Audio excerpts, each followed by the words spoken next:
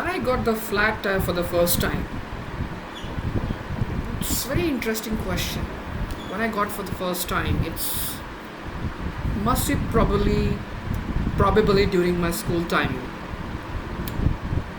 I remember, I think fifth, no, I think sixth standard. It was during sixth standard. I used to go to my school with bicycle, and my school was approximately 3 kilometers from my home.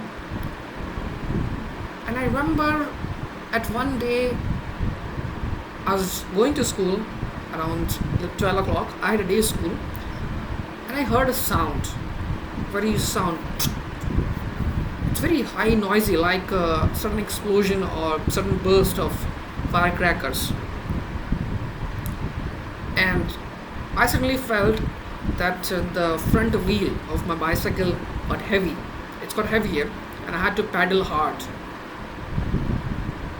And I realized at that time something's wrong. But I was getting late for my school, and I had no other choice but to drive on flat tire for approximately 1.5 more kilometers because I was in midway and I was getting late. And I parked my bicycle outside my school compound, and I went to my day's business of attending classes.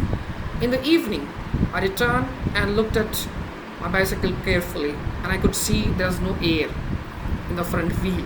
It was not possible to drive back home again. Otherwise, it could damage the tire. If I drive it, then the tire and the tire could get damaged. So I went to a shop nearby, and I asked them to get it fixed. And best part of being in India is you can always find repairing shop very easily. Unlike Western countries where you have to do it your own repairing. So they did it for me in 15-20 minutes, and I drove it smoothly. Thankfully, I had like 10-15 bucks in my pocket, and they did it in $5 those days.